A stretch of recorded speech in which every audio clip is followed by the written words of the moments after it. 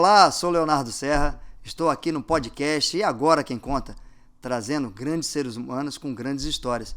E nada podia ser maior do que estar aqui agora com um surfista profissional de ondas gigantes, mas o melhor ainda, gigante é a personalidade dele, gigante é a simplicidade que ele nos tratou.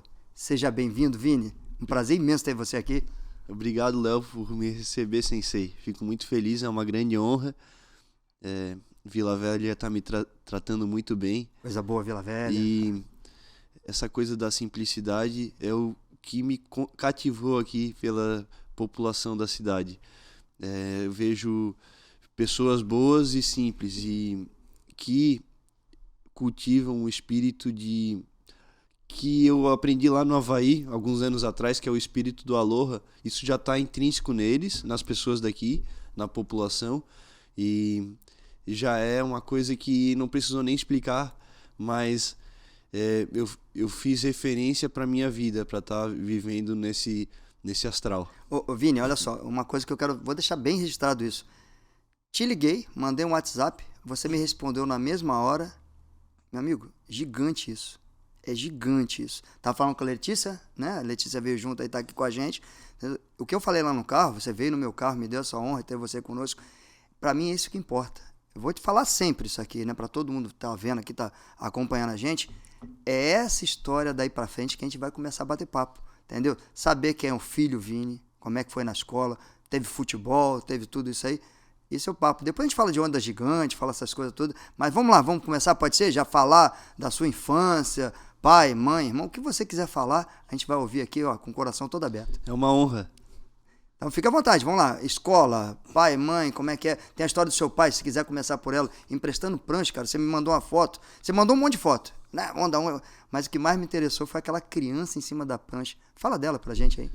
Eu comecei a surfar com 3 anos, através do meu pai. Eu vou falar um pouquinho primeiro do meu pai. Ele começou a surfar com 12 anos na Praia da Vila, em Bituba, que é uma cidade portuária. Uhum. Eu sou natural de Florianópolis, mas meu pai nasceu em Bituba, meus pais, né? Uhum. E eles muito cedo foram morar em Florianópolis para buscar o estudo e também porque os pais deles, uns fixaram o comércio, os pais da minha mãe. Eles são de lá, assim, eles nasceram em Santa Catarina? São todos catarinenses. Ok, perfeito. Os pais da minha mãe fixaram o comércio em Florianópolis, depois de alguns anos, e aí minha mãe foi morar em Florianópolis. Como é que é a Dona Silvia. Dona Silvia, um beijo, coração, Dona Silvia. No caso do meu pai, os meus avós foram também para Florianópolis em busca de ter um trabalho lá na capital. Uhum. E em Bituba, que a cidade natal deles é uma cidade portuária, mas as ondas realmente é um espetáculo da natureza. Ah, que barato, bicho, isso. Meu pai começou a surfar com 12 anos na Praia da Vila. Tá no DNA, então. Você tá falando tempo pro seu pai, eu tô vendo aí, tá no DNA isso. Na verdade, não só da parte do meu pai. Minha mãe também, enquanto estava grávida de mim, surfava. Até tomar um susto. Levou um susto por conta de uma corrente de retorno e deu um tempo do surf. E até depois, quando eu era mais velho, a gente voltou a ter algumas sessões de surf juntos, em família. Barato. Mas é uma família que sempre buscou um jeito mais tradicional de viver, né? Realmente cair no mercado de trabalho. Não era muito de viver um sonho. Era pé no chão e ter que trabalhar. Porque meu pai e minha mãe tiveram filhos muito cedo. Meu irmão nasceu, minha mãe tinha 17 anos. Você tem quantos irmãos? Eu tenho um irmão mais velho. O nome dele é? Felipe, e a irmã mais nova, Beatriz. Que é uma diferença maior, temos 11 anos de diferença. Uhum. E, enfim, minha mãe teve uma irmã muito nova, né? E meu pai batalhou. Ele, na época, começou como estagiário da empresa estatal que vendia telefonia. Perfeito. A Celesc. Uhum. E aí depois a empresa foi privatizada. Aí depois ele cresceu na empresa, né? Virou, realmente se formou engenheiro, então já não era mais estagiário. E entre os engenheiros do Brasil, ele passou numa prova, era um trabalho para Mas que olhar de orgulho, né? Que bonito. Você tá falando, você tá crescendo. Você vai falando seu pai, bonito isso. A gente tá precisando de ouvir isso. Você tá crescendo, tá ficando gigante esse orgulho do seu pai, coisa bonita. Eu mostrei pro pai o que saiu aí de matéria aqui em Vila Velha sobre a minha chegada. E ele falou, nossa, eu tenho muito orgulho de ti. Eu disse assim, eu é que tenho orgulho de ser teu filho. Meu pai batalhou mesmo, era muito essa coisa de ele ter que viajar, passar uma semana fora, e quando ele ia viajar eu chorava e pedia para ele não ir, mas ele tinha que ir. Sim, sim. E para ele era realmente de partir o coração. Mas durante o tempo assim do começo da carreira dele, ele passou numa prova e foi o único brasileiro engenheiro escolhido para ir pro Japão estudar e trocar. Cara, meu sonho é conhecer, tá vendo? Lá eu não conheço não, sou professor de judô, tá vendo? Você já falou Japão, vou te interromper, a gente vai batendo papo, já viu que aqui funciona assim. Toda a parte, né, de criação do judô, né, tudo é Japão. Então é um sonho, já foi legal que já começa a gente verificar que tem coisa aí que é muito parecida. Sim, foi um engenheiro escolhido de cada país. E no caso, meu pai foi não escolhido, né? Sim. Ele teve a competência de passar nessa prova. E depois, mais tarde, Léo vai ver que as histórias se parecem. Sim. Essas memórias socioafetivas que a gente vai batendo papo aqui, vai mostrar para todo mundo aqui como é que, para poder chegar lá, como é que essas emoções aqui, essa vivência que você teve, família, tudo, como é que ficam fortes lá na frente. Não é simples subir, remar, não. Tem que ter base. E tinha essa história, né? Que meu pai tinha que ir trabalhar, tinha que ir pro mercado de trabalho mesmo, viajar, para se tornar quem ele é hoje, né? E ter uma velhice mais tranquila. Sim. E a minha mãe ficava lá em cima da gente, muito firme na criação. Graças a Deus. Graças a Deus. Muito bom isso mesmo. Porque a gente sempre conversa aqui com todo mundo que vem aqui batendo papo. Eu faço muito essa relação socioafetiva, o que você passou, para esse guerreiro que você é hoje. Não tem como não falar disso. E agora você falou muito do seu pai, isso é legal. Fala da sua mãe um pouquinho pra gente. Como é que ela é, como é que é a criação, comida, né? Porque às vezes tem uma lembrança, por exemplo, minha mãe é paraibana, né? Então o que eu lembro muito da minha mãe são os bolinhos lá que ela fazia lá. Tem isso em casa? Reunia todo mundo? Como é que era isso? Esse momento minha mãe, Léo, por ter sido mãe muito jovem, na verdade a gente ficava muito junto e ela cuidava, instruía. Eu lembro da minha infância, a gente vivia num apartamento bem pequeno, era mais de estudantes aquele condomínio, e até os 5 anos, eu tenho memória bem antiga. Lembro de a gente ir comprar um pacote de bolacha passatempo e ficar vendo sessão da tarde juntos. Coisa boa. E mais tarde, quando fomos se mudar para mais perto da praia, ela se preocupava, não me incentivava tanto pro surf, apesar de ter surfado grávida de mim. É mãe, cara, não tem jeito. Passou o tempo assim, e ela já não curtia muito o surf por coisas que aconteciam mesmo. Sim. Enfim, na Praia da Joaquina é uma praia tradicional e ela via coisas que não achava muito interessante para minha formação. Sim, e bacana isso. O surf e o jiu-jitsu tem muita coisa boa, que é o esporte. Sim. Você pratica jiu-jitsu? Jiu-jitsu eu não pratico, mas tem muita cultura em Florianópolis, né? Sim. O pessoal da família, o pessoal da família Grace foi morar lá. Enfim, eu tenho as memórias mais fortes que eu tenho da minha mãe quando eu era criança era isso, de estar juntinho com ela e da bolacha é ótimo, tomar café, ela fazia brigadeiro e a gente passava a tarde junto. Mas aí depois na escola ela era muito em cima, eu tive que ter notas boas para... Não tinha opção de investir no surf. Sim. Eles investiam, era na minha educação. Fundamental. Coisas que eu tenho uma visão que não, talvez, tá estudando, batalhando, às vezes mesmo tinha que entrar no negativo para pagar a escola particular, mas essa era a opção deles. E eles fizeram a opção para ser quem eu sou hoje. Fantástico, bicho. Fantástico, porque assim, educação é tudo. Eu sou professor, então não precisa nem falar. Educação, essa base de família, eu sempre falo. Educação com os pais. Nós lá da escola, né, as entidades públicas ou particulares que cuidam dessa parte de pedagogia são parceiros. Pra vida inteira. Então vou aproveitar, já que você falou mãe, pai, já falou dos seus irmãos. E na escola, como é que era? Você já falou que sua mãe era alinhadora, já adorei. É por aí mesmo. Tem que ser, pra mim funciona desse jeito. E na escola, quem era o Vini lá dentro lá? Eu era muito envergonhado.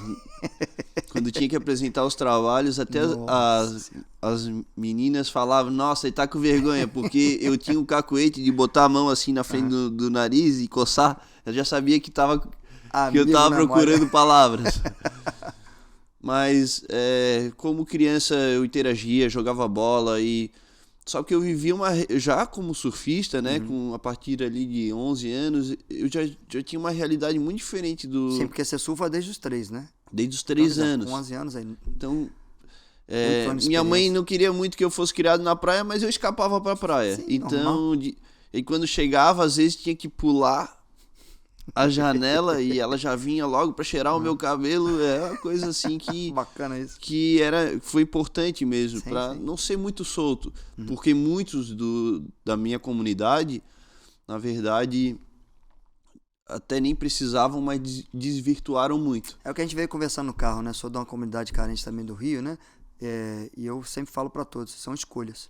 Lógico que depende do meio, sim, às vezes não tem base familiar, ok. Mas mesmo assim eu ainda continuo batendo na tecla. Escolha. São escolhas que você faz. E você teve na verdade, a sua família te deu base pra você ter uma boa escolha. Isso é bom. Continua aí, senão vou interrompendo você direto. Obrigado, Léo. Na verdade, daí, quando eu chegava na escola, eu tinha... O que eu tinha? Meus assuntos era surf, e não era a realidade das crianças. Então, eles... Nem sempre eu estava muito enturmado. Perfeito. Mas aí passei algumas dificuldades em algumas escolas, saía, trocava... E depois encontrei um grupo de amigos muito legal que meus amigos até hoje. Até hoje? Desde a época hoje, de escola? Fala aí o nome de uns aí pra gente saber, que já deixa aqui registrado com a gente aí, que é bom saber, porque é amigo, a gente. E outra coisa, a gente sabe do verdadeiro amigo é na hora que a gente tá na dificuldade. Esse é o verdadeiro amigo. Que na facilidade todo mundo quer, agora na dificuldade. Esses que estiveram na dificuldade, fala aí deles um pouquinho aí. Quando eu penso nos amigos da escola, claro que teve muitos especiais, mas vem o primeiro nome é o Fernando Lima. E surfa também? Não, nada a ver. Nada a ver? Isso que é legal, essa parte que é boa. Ele estudava muito e tinha notas boas. Além de ir para a escola, a família dele botava ele no Kumon, que é o método japonês de matemática. Então eu sempre tive dificuldade com a matemática. E o Fernando, ele era muito de carregar os amigos. Perfeito. Bom isso. E até o vestibular. Aquele paizão, né? A gente chama de amigo paizão. Tem o zoador, tem vários, né? Mas tem um paizão, seria esse aí. Eu comecei a estudar com ele na 6ª série e até o 3º grau a gente fez junto até Passei no vestibular no ano que ele também passou. A família dele me levou para fazer o vestibular. A área do seu pai também? Eu fiz engenharia de aquicultura, meu pai fez engenharia elétrica. E o Fernando foi para a área de direito e passou no concurso público e hoje está muito bem sucedido. E vocês continuam se encontrando, normal, amigão? Sim, na verdade temos um estilo de vida bem diferente, né? Com o surf, ele na área do direito com os doutores, mas eu tento ir nos aniversários. Quando eu estou em Florianópolis, com certeza vou, mas quando estou viajando aí acaba afastando, né? Sim. É natural, mas o carinho é o mesmo. E eu tive uma surpresa porque eu peguei a maior onda da minha vida que entrou no filme. E quando eu estava na premiere em Lisboa, tinha 800 pessoas. Lá no fundo estavam os pais do Fernando que fantástico, bicho, isso. Que me legal. tinham como filho. Sim. Que me tem como filho. Tem como filho. E foi esse ano, foi realmente muito emocionante. Eu sentei do lado deles para assistir a primeira vez a minha participação num filme internacional de Hollywood. Assistindo o filme e passando o filme na sua cabeça. Passando o filme da minha vida. Da sua vida ali. E que fantástico. A parte assim que quando a gente tava falando da minha mãe, que eu também queria lembrar, voltando a esse assunto. Vontade. Que tem uma lembrança muito maneira de que minha mãe não era a pessoa que queria que eu fosse surfista profissional. Ela não gostava disso e queria mesmo uma vida mais segura para mim. Mas hoje em dia ela já entende as minhas escolhas e é muito orgulhosa, porque teve a oportunidade de ir para Nazaré e ver como as pessoas gostam de mim. Eu falo uma coisa, de mãe, não tem jeito, cara. Ela vai te levar sempre, você vai ser sempre o bebê. Não tem jeito, eu tô com 51. Minha mãe é do mesmo jeito, cara. Meu filho, toma... até pede pra agasalhar, bota uma touca. A preocupação de mãe, ela fica assim, as mães ficam se antecipando pro nosso futuro. Sim, você não é pai ainda não. Não. Quando você for, você vai ver como sua vida muda. Eu tenho duas, né? Muda o sentido da vida totalmente. Aí você vai entender mais sua mãe. Eu sei que você já entende, tô vendo, é um filhão, né? Desculpa aí falar, um filhão babão, isso é ótimo. Eu também sou babão pela minha mãe. Mas quando você tiver o seu, tá bom? Pode ser, né, Letícia? Deixa aí, ó. Vou ficar quietinho aqui, senão, né? Deixa aí, já deixei aqui. E é isso, bicho. Quando você tiver seu filho, você vai ver. A sua vida é pra ele, por ele e com ele. Então essa é o que sua mãe faz contigo, isso é bonito. E aí teve uma situação, Léo, que o mar tava muito grande. Eu tinha apenas 13 anos. E... Deixa eu falar uma coisa. Quando você fala mar muito grande, você pega uma de 30 metros. Quando você fala muito grande, me explica aí que eu sou leigo, né? Sou professor de educação física, né? Técnico de judô. Mas quando você fala muito grande quanto? Para que a gente entenda, assim, como leigo. Como é que a gente sabe que... Por exemplo, se subir um pouquinho mais, eu pegava jacaré, né? Quando moleque, essas coisas todas. Grande é o quê? Quantos metros aí as ondas? Já vou entrar nessa parte técnica, não fica chateadão, mas só para entender, porque às vezes quem tá ali, né? Fala onda grande. Aí, pô, será que é 30 metros? Desculpa essa brincadeira, mas eu falo mesmo, né? Porque assim, pô, será que é 30 metros? Fala aí, onda grande, você com 13 anos, tô aqui. Já fico preocupado até já. No Brasil, a gente tem a mania de diminuir as ondas. Daí, por conta já de uma influência dos havaianos que medem as ondas por trás, e foi muitos anos medido as ondas assim. Mas, às vezes o mar pode estar muita energia, muito grande, mas bagunçado, e a onda não se forma. Perfeito. E nesse caso, o mar estava enorme, ondas de mais de 10 pés para o Brasil é grande, e para uma criança de 13 anos... Isso que eu tô pensando na criança de 13 anos. Era ondas de 3,5 metros. Tá louco. Louco. Meu pai, Dá não. No dia anterior, ele tinha pego uma corrente que teve que dar a volta numa ilha, no canal, a corrente levou ele. E sua mãe? Agora vamos voltar pra sua mãe. Imagina a cabeça da sua mãe. Nesse dia, meu pai não queria deixar eu entrar no mar. Sim. E ela viu nos meus olhos que eu tava realmente concentrado e focado pra isso. E ela que bateu o pé pra eu entrar. Mas é sabedoria, não tem jeito, cara. É mãe, né? Mãe depois continuou não querendo muito que eu fosse pro sul, mas naquele momento foi marcante na minha vida que barato isso. Que ela quis que eu entrasse e eu peguei a maior onda da minha infância. Por muitos anos, foi a maior onda da minha infância. Até eu virar adulto, aí peguei ondas maiores. Barato. Por exemplo, e aí você disputava os campeonatos lá. Vou entrar, já que você falou em onda um pouquinho, nesses campeonatos. Os pais sempre acompanhando? Meu pai acompanhava mais, mas também viajava muito, então muitas vezes eu ia com um amigo do meu pai que tinha um filho, e a gente... Mas claro que eles queriam saber, mas não era de ficar torcendo na praia ou de brigar, sim. Não ficava em cima, eles não deixaram correr. Mas fortalecer, sempre tentando fortalecer você. Fortalecer o espírito. O espírito, isso aí. Mas de investimento, eu passei muitos anos com uma pranchinha só, né? E muitos anos com a roupa de borracha que eu ganhei quando eu tinha 8 anos. E até os 13 anos eu tava com a mesma roupa, ela já tava abrindo aqui mesmo na parte de trás, na bunda. E eu tinha que botar uma bermuda por cima. Minha nossa senhora, é assim. Pra não aparecer o traseiro. E aí, antes de continuar no assunto das ondas, né? Sua parte profissional toda que vai formando, você trabalhou em outra profissão? Como é que eu vou falar? Depois da escola, como é que foi essa entrada no mercado de trabalho? Você tem alguma coisa que pode contar pra gente aí também, pra gente aprender? Eu fui direto do vestibular para a Universidade Federal de Santa Catarina, né? E na universidade, naturalmente, eu fui entrando nos estágios, né? Nos laboratórios, alguns tinha que lidar com equipamentos e materiais bem caros para ciência, né? Sim. Fazer estudo científico e provar o que a gente estava estudando. Mas eu escolhi engenharia de aquicultura para estar mais próximo do mar, para também continuar em Florianópolis, para entender mais a dinâmica das águas, da biologia. Mas a verdade mesmo é que eu queria estar perto da praia. Então, durante a universidade, eu fiz o curso de salva-vidas. E o pessoal lá da praia que me requisitou que eu fosse direto para a Praia da Joaquina. Minha família é de Imbituba, mas... Você chegou a trabalhar com salva-vida, não? Muitos anos. Muitos anos? Vai falando isso aí, tô gostando Léo, disso como minha aí. família é Black em 10. minha família é em Imbituba, mas eu nasci em Florianópolis e mais tarde a gente se mudou mais pra perto da Praia da Joaquina e eu podia ir caminhando pra praia. Então, eu criei um vínculo grande naquela Sim. comunidade, apesar das preocupações da minha mãe. o- a praia, a comunidade da praia queria que eu estivesse trabalhando lá, não fosse para pro outro lado da ilha. Mas por quê? Porque tem sentido. Eu, local da praia, Lógico. entender mais os Sim, riscos sim, e, sim. e já tinha um entendimento da dinâmica de tudo que acontecia ali. Então, eu trabalhei primeiro ano em 2013, não, em 2012, dezembro de 2012, aí fiz 2012, 2013 a temporada e era mais de temporada, era um trabalho mais da Operação Veraneio de Santa Catarina, que o governo do estado contrata os Sim, guarda-vidas sim. civis, aí trabalha É o período, né? durante um longo período e acaba. Daí voltava para a universidade.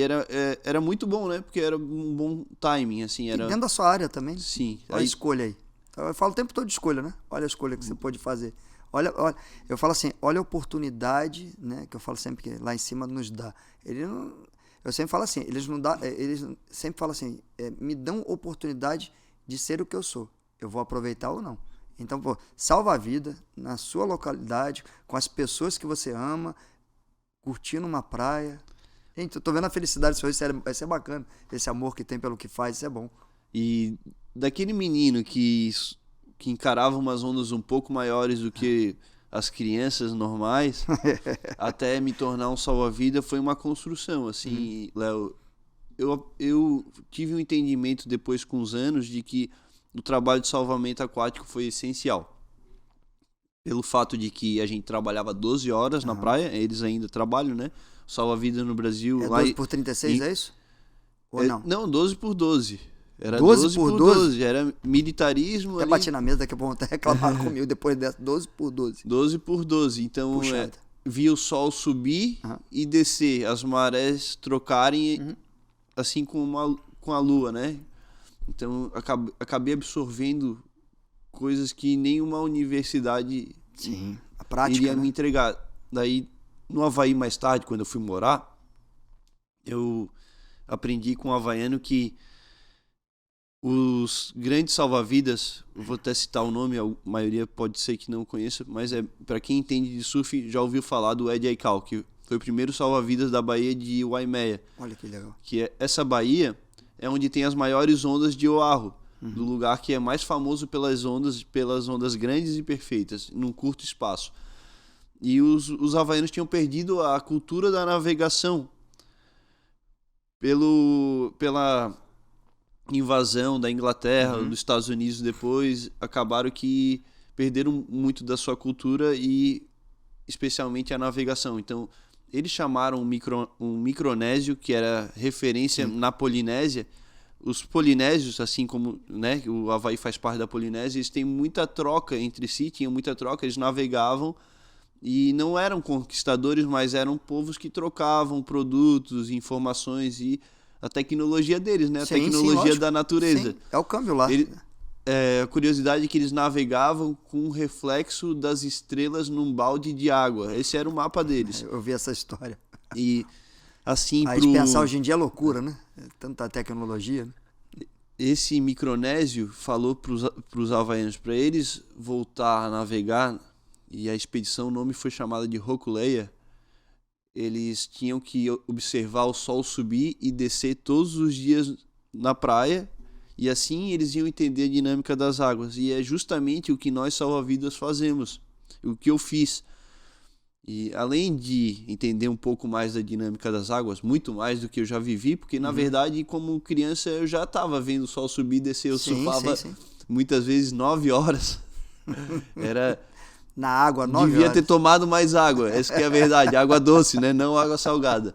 Mas foi a continuação desse hábito. Eu saí da escola, eu já tentava sair correndo pra praia. Você vai falando isso, eu vou interromper, não liga não. Você vai falando isso, só não perder, né, seu foco aí, mas eu fico imaginando lá você remando, né, no braço, onda gigante, sem tal, ó a referência. Entendeu? As pessoas não fazem ideia às vezes disso. Desculpa comentar porque a gente vai chegar lá, mas eu quero que elas entendam isso. Pra você chegar lá no braço, descer essas ondas. Gente, olha que história. É só pra deixar isso bem. Eu gosto de deixar isso, sabe, dar aquele carimbo, carimbar no meio das frases, pra que a pessoa busque lá no final o que você teve no começo pra chegar quem você é hoje. Foi uma construção muito grande para eu alcançar os meus objetivos.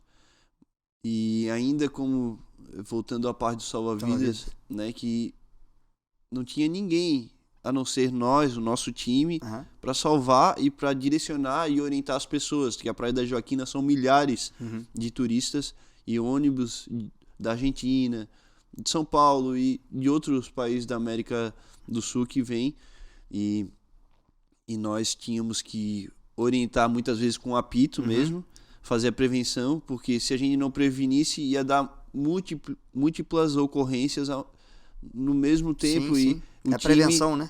O time tinha que prevenir, mas claro que a gente, durante um dia, muitas vezes a gente passava o dia inteiro molhado. Perfeito. Apitando na água, e enquanto apitava, às vezes um caía no buraco, na corrente de retorno, já trazia nadando, já trazia de novo. Opa! Vontade, desculpa. Problema. Já trazia de novo para a bancada de areia.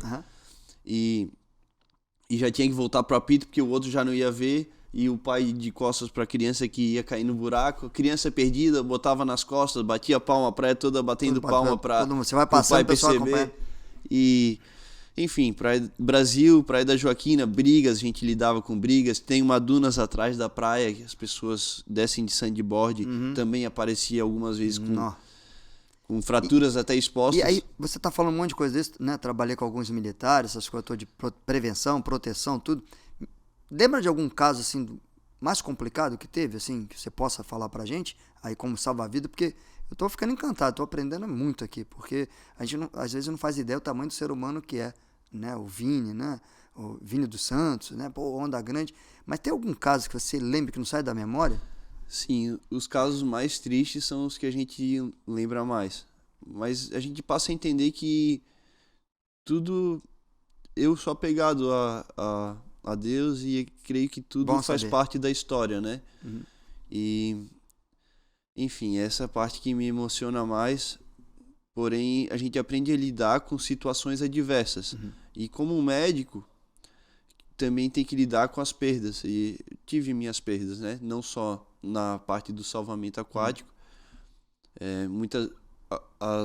Foram pouquíssimas perdas, mas foram fora da nossa área de atuação. Sim. Era muito longe do nosso posto. É humanamente impossível, a gente chama, né? Aí é o moço lá de cima que manda. Foi o tempo. Foi o tempo das pessoas, cada um tem o seu caminho, né? Sim. E mais recentemente, nós da comunidade de Nazaré, da comunidade de surf de Nazaré, tivemos o nosso primeiro óbito. E infelizmente era um grande amigo meu, uma pessoa próxima, ídolo, referência nosso, que desbravou e pavimentou a estrada para a gente estar aqui hoje, pegando as maiores ondas do mundo, o Márcio Freire.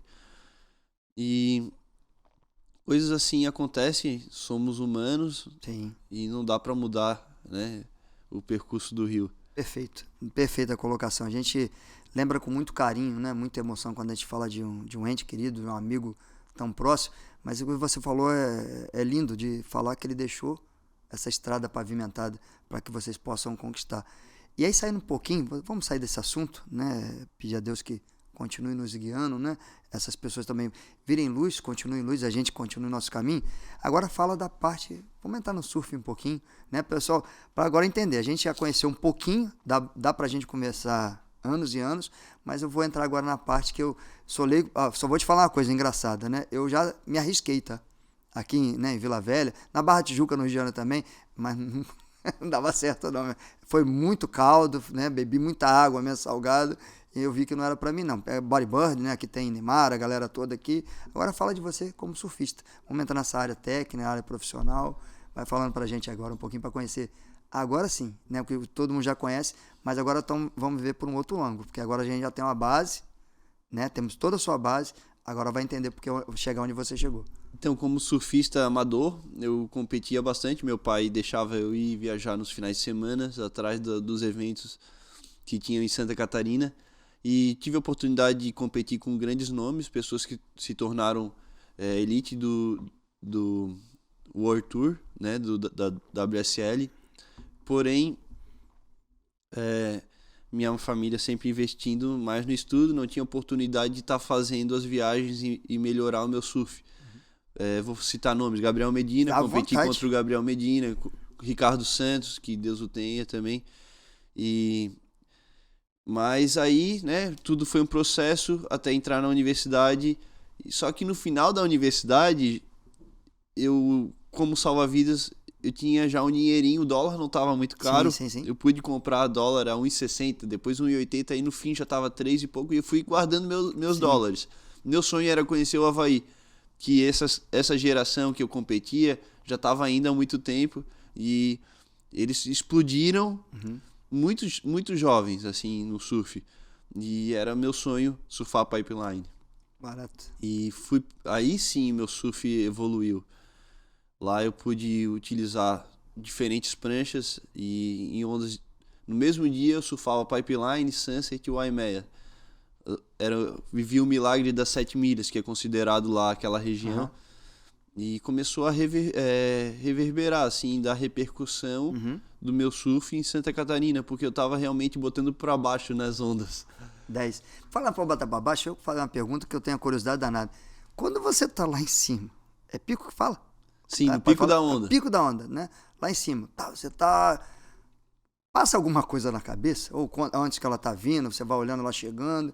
Dá pra passar? Não tô falando parte técnica, não. Eu sei que você é super técnico, grande profissional, mas como ser humano, o que passa na cabeça? Eu mexi com alto rendimento, né? Minha vida toda, mas essa pergunta acho que vai matar a curiosidade de muita gente. Eu creio que na luta pode ser parecido, assim. A pessoa entra num estado muito meditativo, né? E no caso do surf também, a cabeça meio que limpa pra estar agindo. E tudo depende da vida ali, né? A tua vida depende da sua atitude, do seu equipamento, mas a gente não consegue controlar a natureza. Então, o que eu sinto é um estado muito grande de liberdade, de estar realizando e fazendo o que eu sempre sonhei e amo, né? Na verdade, quando criança eu ficava olhando para o horizonte esperando uma onda que eu imaginava e visualizava que não tinha acontecido e acabava acontecendo até vir as melhores ondas da minha vida. No caso, como eu estava falando da parte do surf da carreira, eu tive que construir muito para chegar em Nazaré. E uma dessas construções foi realmente passar pelo Havaí, ter economizado dinheiro como salva-vida e chegar lá e fazer parte da comunidade, me tornar mais um brasileiro que trabalha nos Estados Unidos. Eles acolhem bem? Vocês lá, tudo tranquilo? O havaiano acolhe bem o batalhador. Perfeito. Ele, claro que ele vive do turismo e recebe bem os turistas, mas ele se identifica com os brasileiros que são guerreiros, que vão lá para trabalhar na construção, nos restaurantes, como motorista, lava carro. E eu tive que fazer muito isso para conseguir viver o meu sonho. Maravilhoso isso. Quer dizer, você dá valor à comunidade, a comunidade te retribui. Agora, eu vou mudar de assunto um pouquinho mais, desculpa. Vou dar uma mudança de assunto rapidinho, não é mudança de assunto não. Vou aproveitar que a Letícia tá ali, né? Da história de carros de vocês, tem nada a ver com isso, tá vendo? Vou lá e volto. Essas dificuldades, você me contou uma história bacana, né? Nos bastidores aqui. Silver Tape, é isso mesmo, Letícia? E goteira? Conta isso aí. Não, porque, Letícia, aí depois você fala um pouquinho dela, não vai deixar de falar, não. Fala que é importante, mas conta essa história. Goteira no carro, Silver Tape, eu ri, morri de rir aqui. Até o carro foi um luxo, porque quando eu cheguei em Nazaré, claro, no Havaí eu comprei meus carros velhos também, preço mais em conta, e sem ele não dá pra gente carregar nossas pranchas gigantes para chegar nos picos, mas em Nazaré eu ficava no centro de alto rendimento, ali mesmo na Praia do Norte, onde quebra as maiores ondas, e eu ia caminhando com a minha prancha muito pesada, uma prancha de 14 quilos. Quanto tempo de caminhada? Era perto, até a praia, mas depois, a leitura, vou te explicar. Olha só lá. Eu não tinha carro. Normalmente quem vinha com remando vinha do outro lado da falésia. É uma falésia muito grande ali, o Forte de Nazaré. Então, do lado é Bahia, você pode vir tanto do Porto de Abrigo com jet ski ou vir remando da vila, que é uma Engraçado, baía. pra gente que é aqui fora é fácil, né? Só vê o farol, né? Porque realmente vindo da Bahia é fácil. Tem o farol, passa por trás, tranquilo. E aí só porque chega lá e não sabe com o que vai lidar. Chega por trás das ondas. Não tem noção do tamanho e da radicalidade das ondas. Sim. Eu não tinha essa opção de vir de carro da vila. Eu vinha andando do centro de alto rendimento de surf direto para a praia e aí ia caminhando muito longe pro meio da praia, segurando minha prancha gigante, caminhando na areia fofa para poder ter uma leitura da dinâmica da água e passar a arrebentação de frente para as ondas com a minha prancha. Não. Eu queria encarar a onda de frente para saber o que eu ia lidar quando chegasse lá. Porque se o mar me expulsasse, ou eu tentava de novo, ou eu ia com o rabinho entre as pernas descansar para um próximo dia. Perfeito. Viver para lutar novamente, né? Certo, tem que saber. Em vez de cortar o caminho e não poder lutar no próximo dia. E no judô a gente fala assim, né? Ceder para vencer. Justamente. E com o mar, eu não posso contra ele, eu tenho que fluir com ele. Então eu fluía com o mar através da minha leitura da dinâmica das águas que eu adquiri da minha infância, mas muito, muito como salva-vidas. Mas é bom, porque quando você falou luxo do carro é isso. Então, quer dizer, uma goteira, silver tape... Pra mim já era luxo quando eu pude comprar um carro de 250 euros, que a minha amiga estava de mudança, ela vendeu para mim. Então acabou que eu já podia chegar no porto, eu consegui também, através do patrocínio, um apoiozinho, comprar a prancha de Tawin. Então eu chegava no porto e aí comecei a ter minhas primeiras experiências com o Tawin, que para quem não sabe é o surf rebocado com jet ski. Mas para eu ter essa construção... Antes era tudo no braço. Até hoje eu sou especialista no braço, mas já tenho a condição de estar fazendo Tawin. Especialista que eu digo por quê? Porque eu consegui chegar em finais de campeonato mundial na remada e entrar no Oscar das ondas gigantes na remada. Isso. Não é querendo me gabar, mas foi uma construção para eu chegar em alguma coisa. Gente, você não precisa nem falar sobre querendo me gabar. Gente, quem escutou aqui só a base estrutural, a parte de família, gabar sua dificuldade toda, fique à vontade. Gabar. Obrigado, Léo. Obrigado, Léo. Aí eu fazia o caminho diferente dos surfistas de remada, que vinham da Baía da Vila, eu ia de frente para a onda fluindo com as correntes de retorno, ou não, né? Sim. Ou ia para casa. Então eu ganhei um espaço na comunidade, as pessoas passaram a gostar do meu trabalho e muitos que já tinham acesso e que já tinham patrocínio e investimento passavam a me convidar para fazer umas sessões de Tawin e eu fui iniciado no Tawin, né? No surf de reboque. Através do amigo Lucas Chumbo, alemão de Maresias, Maia Gabeira, o recordista mundial também, Rodrigo Coxa, que 6 anos, eu acho, 7 anos atrás pegou uma onda que entrou pro Guinness Records e depois o alemão bateu agora, faz 2 anos, e agora dizem que a minha onda tem chance de entrar no Guinness. Mas enfim, fantástico. A gente vai chegar lá nessa conversa. Só que com a remada eu conquistei mesmo o meu espaço e peguei as melhores ondas da minha vida e posso me sentir que eu ajudei a escrever a história do surf em Nazaré. Maravilha. Inclusive tá no museu, né? Prancha, tudo. Essa parte que eu falo, a gente vai conhecendo, né? A gente vai olhando as reportagens, tudo, né? E nesse ponto, a gente vai vendo a importância da família, de amigos. E hoje você tem apoio. Como é que tá hoje, né? Hoje o Vini, né? Como profissional. Apoio, patrocínio, você pode falar, nomes. Claro. É contigo. Eu, Léo, entrei pra Fórmula 1 do surf, como eu tava falando. Através da remada eu conquistei o espaço. Peguei uma onda de sucesso. Já tinha feito pequenininha. Algum barulho. Olha só. Pequenininha, tá? Ó, uma onda pequenininha. Só 30 metros. Mas depois a gente conversa sobre isso aí. Não, essa da remada, na verdade, Léo, ela não tem 30 metros. A de 30 metros foi a próxima história. Foi a próxima história? É. Nem sabia, tá vendo? Tem uma antes ainda. Essa da remada, ela foi medida com mais de 15 metros, sem o auxílio de jet ski. E com... Só no braço. Ela fez tanto barulho ao redor do mundo pela forma radical que eu desci a onda, pois eu desci do pico, do cume da montanha. Desculpa falar, você chega a sair da prancha, não foi isso? E dei um airdrop, que chama o termo do surf, mas eu fui lançado pela onda e a prancha aterrissou mais no meio da base e saiu realmente voando. E antes que a avalanche de água branca me engolisse, eu consegui sair do outro lado da esquina e voltei remando.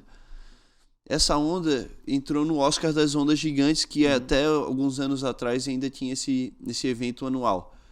E através disso, meus apoiadores, que estavam abrindo a empresa, compraram um jet ski para mim, a Farmacana Brasil, que é uma marca de canabidiol brasileira. Maravilha. Que ajuda muito...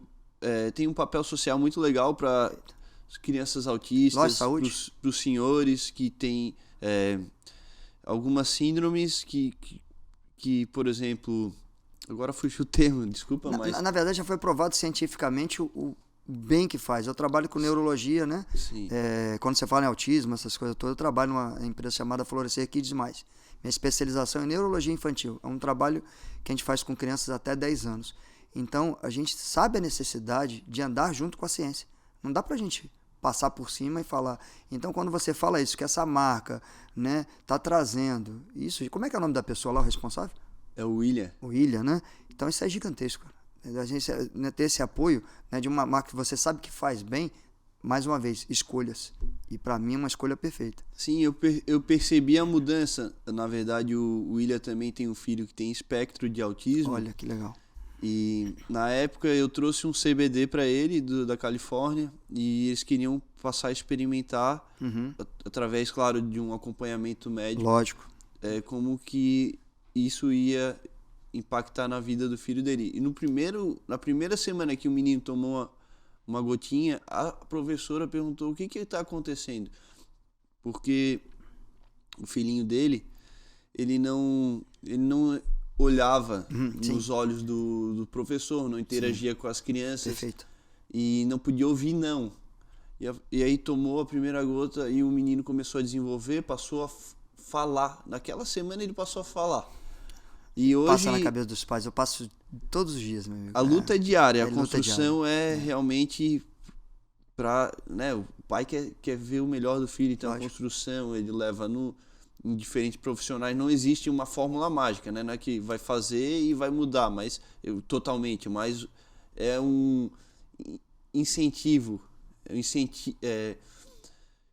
faz uma química que na cabecinha ali da criança, que ela junta as peças e consegue se desenvolver na verdade, melhor. Ela começa a socializar. É o que mais a gente, como pai ou como profissional na área, a gente interagir. Na verdade, a criança, né, dependendo da comorbidade ou da doença, ou seja lá do que for, o que a gente pensa é nessa criança adulta. Como é que vai ser ela o dia a dia? Como é que ela vai atravessar a rua? Como é que ela vai trabalhar? E aí, quando tem alguma coisa científica que traga esse aconchego à família, né? Que nem você falou com acompanhamento, meu amigo, é uma explosão de felicidade. Aí vamos comparar com o tamanho da sua onda. Eu deixei essa parte fluir justamente para a gente chegar agora nessa parte final da conversa, que é a onda. Tá vendo o gigante, que é o Vini dos Santos? Olha a escolha que ele fez, olha a empresa que ele escolheu para que eu apoiasse. Olha o tamanho da onda que ele pegou. Então, essa simplicidade do seu profissionalismo é muito maior que essa onda. Entendeu? Mas agora eu queria que você deixasse aí pra gente essa história que você estava falando da onda. Vamos ouvir um pouquinho dessa outra parte aí pra gente. É porque a gente vai chegando no final, né? Sim. E a gente não quer que chegue. Já tá chegando no final. Já tá chegando. Aí, Letícia, tá vendo? A gente vai chegando ao final, o bate-papo tá tão bom. E tudo tem tempo. Sim. Né? Tudo tem tempo. E não vai faltar oportunidade pra gente bater mais papo. Sim, vou vir muitas vezes. E vai ser um prazer imenso. É muita honra receber uma pessoa tão simples, tão grande. Isso não é mensurável, mais uma vez falando. Mas eu queria que você falasse agora sobre a onda, sobre esses feitos finais aí, para depois eu vou querer um recado seu.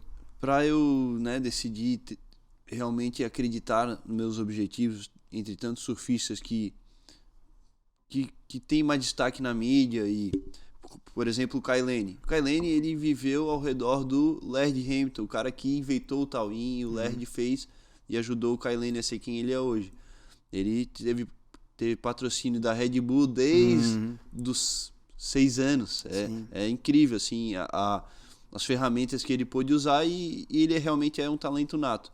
Eu tinha uma visão de que o mar é maior que todo mundo e nós somos todos iguais perante a imensidão do oceano. Perfeito. Então, por que eu não podia alcançar os meus objetivos? Não queria o objetivo do Kailane, né? Então, como eu disse, eu conquistei meu espaço na Nazaré, ganhei o patrocínio para comprar um jet ski. Perfeito.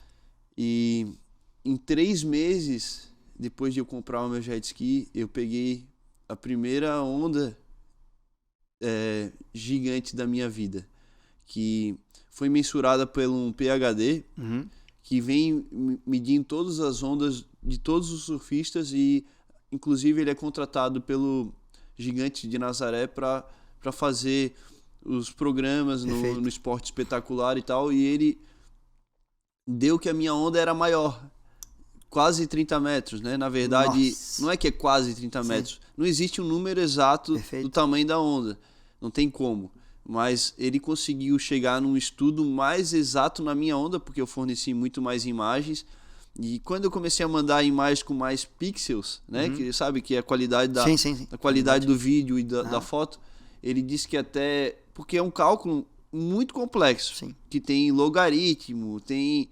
Enfim, pra gente que é leigo, eu só vejo o Vini assim, ó. Números sinceramente, é uma coisinha assim, eu só vejo o Vini lá e o olhão cresce lá, né?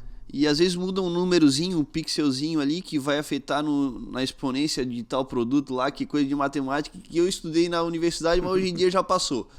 E ia refletir até um pouco maior a onda, só que ele conseguiu dar mais exatidão para aquele número.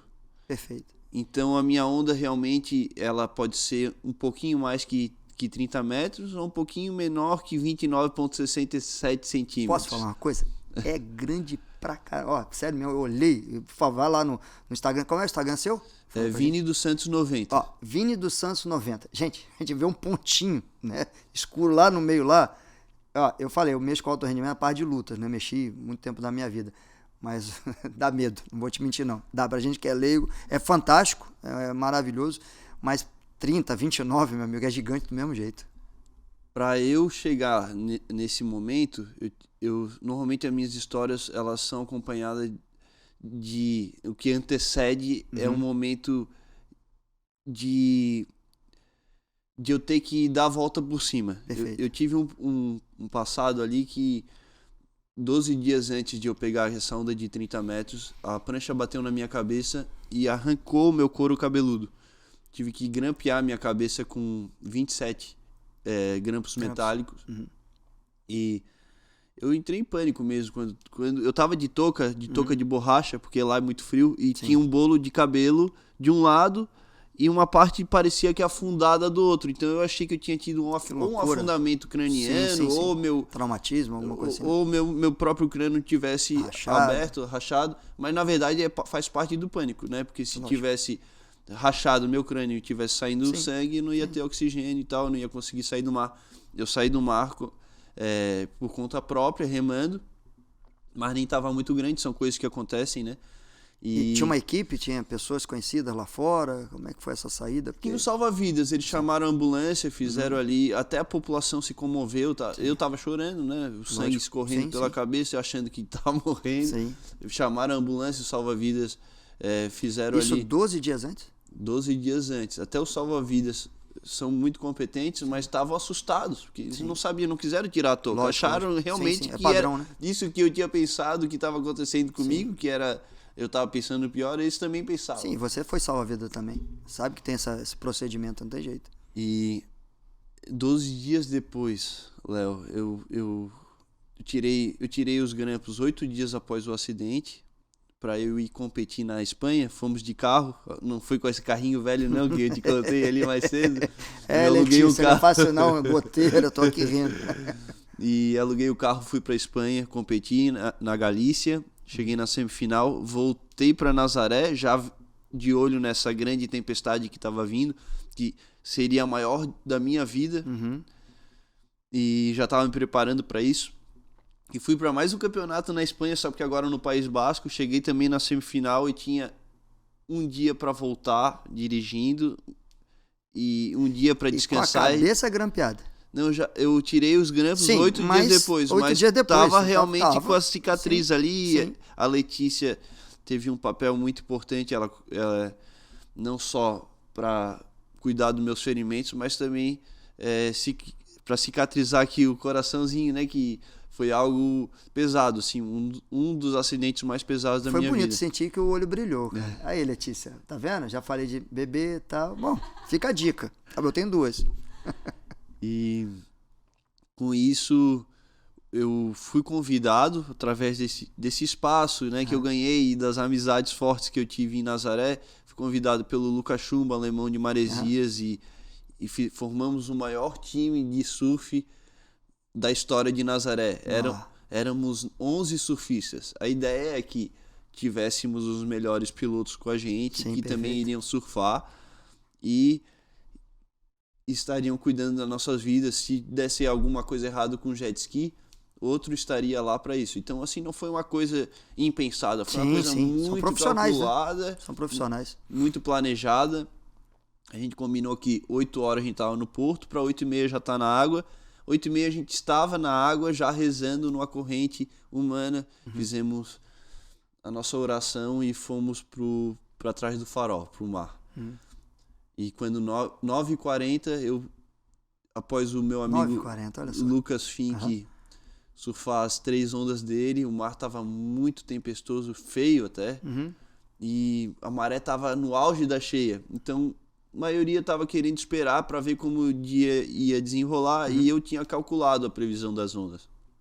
Eu vi que na previsão estava realmente sucedendo o que estava previsto, a máxima da maré, a máxima da energia, o máximo do período da onda, que é os segundos entre uma onda e outra, e o máximo do tamanho seria de manhã.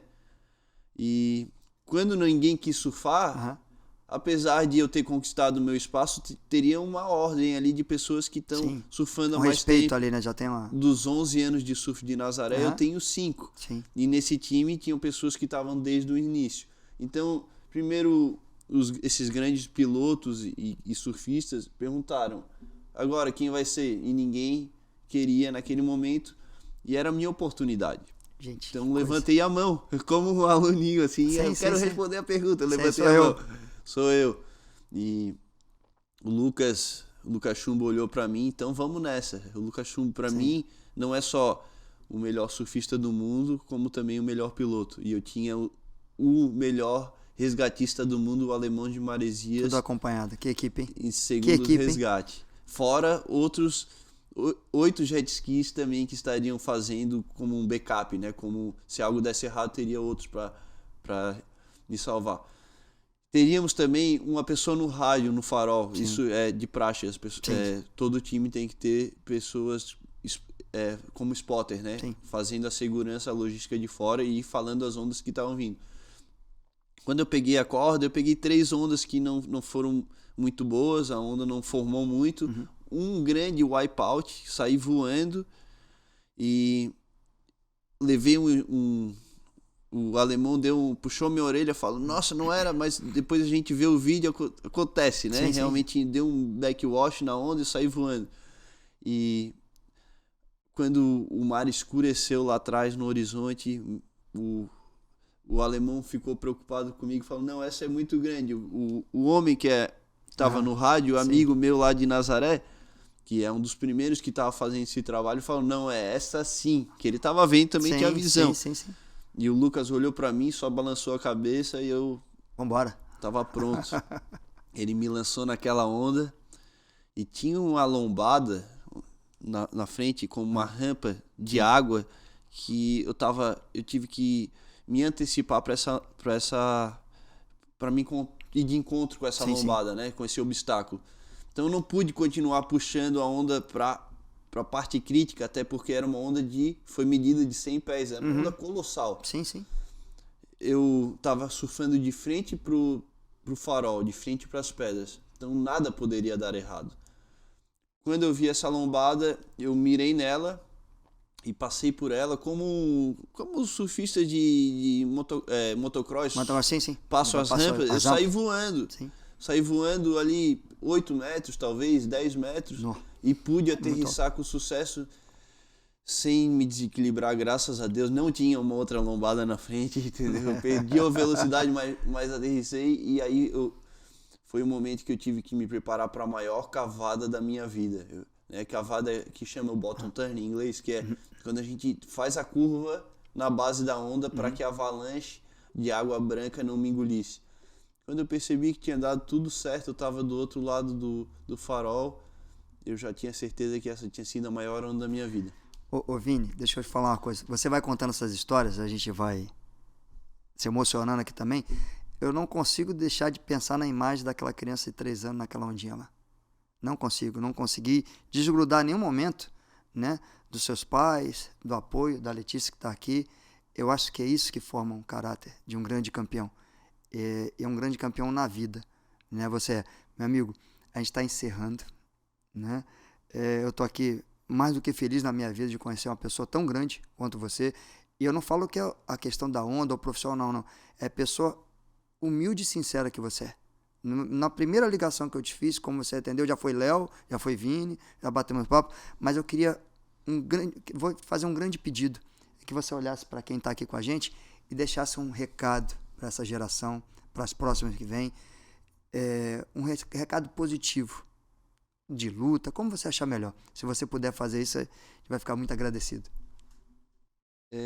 Vejo que eu não esqueci daquela criança que tinha um grande objetivo, ou até muitos falam como sonho. Então, não esqueça da sua criança interior, dos seus princípios, do que você carrega no berço, né, na educação de casa, e vá em frente, faça tudo com amor que Deus manda. Deus mandou para mim e fui abençoado, mas tenho certeza que outros momentos bonitos virão e cada um tem seu momento especial na vida. Muitos surfistas vão alcançar seus próprios momentos. É algo muito único, foi algo muito único para mim. E eu quero cultivar essa criança interior que tem dentro de mim e espero que vocês possam fazer isso também. Gente, isso é fabuloso. Vini, gratidão a você, gratidão a Letícia estar aqui com a gente. Esse capítulo incrível aqui do podcast Agora Quem Conta está terminando. Queria agradecer a todos que estiveram conosco até agora, que nos sigam lá no canal do YouTube, né, no Spotify. E eu vou deixar aqui uma mensagem, através dessa grande história do Vini, de um sábio que entregou uma planta, né, uma semente de uma grande árvore para um aluno. O aluno perguntou, mas o que eu vou fazer isso? O que eu vou fazer com isso?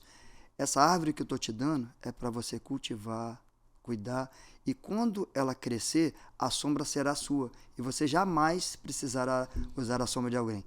Um beijo grande em vocês, tá? E fique com Deus. Um grande abraço. Obrigado, gratidão, Vini. Que lindo, Léo. Obrigado, aprendi muito contigo hoje, Sensei. Grande abraço. Pessoal, um abraço em todos aí e sejam felizes.